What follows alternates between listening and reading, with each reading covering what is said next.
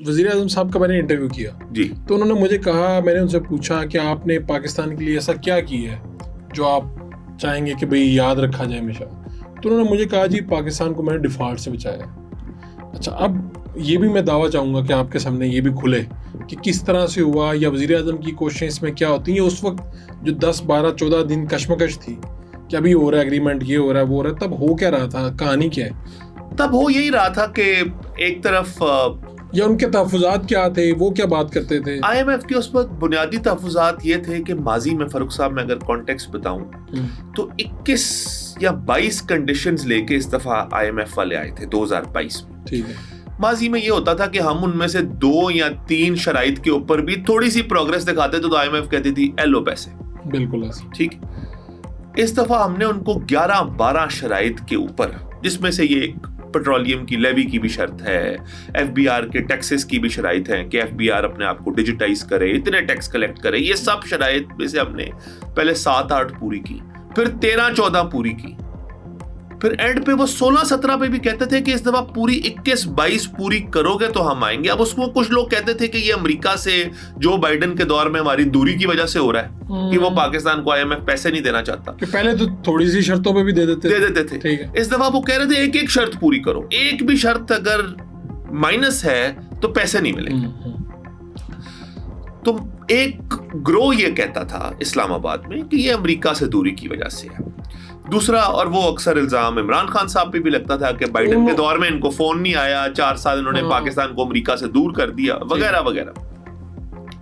दूसरा जो था स्कूल ऑफ थॉट, वो ये कहता था कि इस वक्त पूरी दुनिया में इतने ज्यादा मुल्क डिफॉल्ट कर रहे हैं कि IMF के पास देने को अगर इतना पैसा है तो मांगने वाले इतने हैं। ठीक। अब IMF को फिर पिक एंड चूज करना पड़ रहा है कि अब किसको देना है या किसको नहीं देना, क्योंकि उस वक्त रशिया यूक्रेन वॉर की वजह से बहुत सारे ममालिक, इवन बांग्लादेश जो कभी IMF के पास नहीं किया, वो भी IMF का दरवाजा खटखटा रहा था। तो इतने मुल्क, और वो मुल्क ना सिर्फ पैसे मांग रहे थे, वो बड़े पैसे मांग रहे थे क्योंकि वो सब डिफॉल्ट की सिचुएशन, डिमांड बढ़ गई थी। IMF के पैसे की डिमांड उस पर बहुत बढ़ गई थी।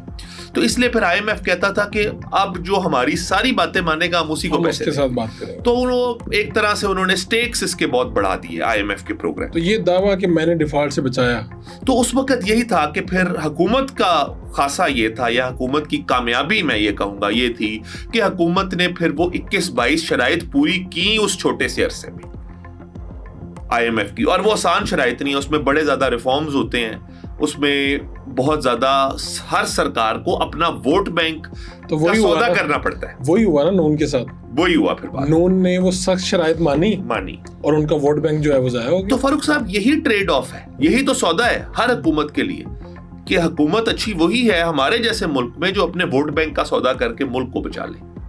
माजी में हुकूमतें ऐसा नहीं करती रही, मुल्क सफर करता रहा, वो इंतखाब जीतते रहे, और यही होता रहा। तो इस दफा उल्ट हुआ है। इस दफा उल्ट हुआ कि इन्होंने, शहबाज शरीफ साहब की बात दुरुस्त है कि उन्होंने शायद अपने वोट बैंक पे सैक्रिफाइस दिया, उसकी कुर्बानी दी, लेकिन पाकिस्तान को डिफॉल्ट से बचा लिया। ये बात दुरुस्त है। लेकिन इसके साथ ये भी बात दुरुस्त है, जो अब आपके सवाल पे आता हूँ, कंपैरिजन। वो कंपैरिजन ये था कि तकरीबन 18,500 अरब, अगर मैं नंबर गलत नहीं कोट कर रहा, 18,500 अरब का कर्जा लिया गया 16 महीने में, ये PDM के दौर में। ठीक है। ये डिफॉल्ट की सिचुएशन से इसका ताल्लुक इस वजह से भी था कि उस वक्त महंगाई बहुत थी, चूंकि तेल बहुत महंगा हो गया था। तेल जितना महंगा होगा आप उतना ही ज्यादा कर्जा लेना पड़ेगा उस तेल को खरीदने के लिए। तो ये बात दुरुस्त है। 18,500 अरब का मतलब है कि इस गरीब मुल्क के ऊपर, हर शहरी के ऊपर 41 अरब दिन का कर्जा लिया जा रहा था उन 16 महीनों में। यानी कि अगर पर डे 41 अरब का कर्ज हम ले रहे थे उन 16 महीनों में। ठीक है।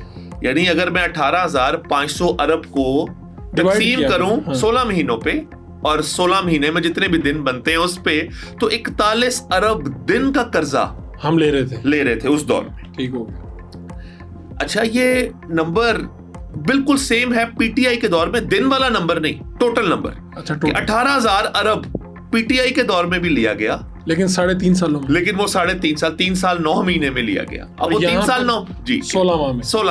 ठीक है। 3 साल 9 महीने बने तकरीबन 45 महीने, यानी वहां पे 45 महीनों में 18,100 अरब तकरीबन लगभग कर्जा पीटीआई के दौर में लिया गया, जिसको अगर मैं दिन पे डिवाइड करता हूं तो दिन पे तकसीम करके वो 14.5 अरब रुपया दिन का पीटीआई ले रही थी।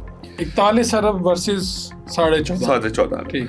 अच्छा, अगर हम ये देखें कि यहाँ पे एक डिफॉल्ट की सिचुएशन थी, दुनिया में महंगाई थी, उसको हम साइड पे कर दें, साइड पे कर दें, और उससे पीछे के पीटीआई 2022 से पीछे के 75 सालों को देखें तो पीटीआई ने पाकिस्तान की तारीख का सबसे ज्यादा कर्जा लिया था।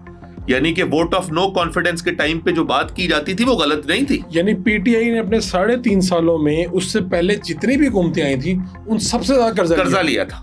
बिल्कुल दुरुस्त, 200%। यानी कि 2022 के अप्रैल में जो इल्जाम लगता था वो दुरुस्त था कि कर्जे की बात की जाती थी कि नया पाकिस्तान बनेगा, नया पाकिस्तान तो आपने कशकोल तोड़ देंगे। हाँ, तो आपने इतने कर्जे ले लिए, ठीक है। और ये बात भी दुरुस्त है कि फिर इन 16 महीनों में उस कर्जे को उससे भी ज्यादा लिया गया। ये दोनों बातें अपनी जगह, ये अमर दोनों दुरुस्त हैं।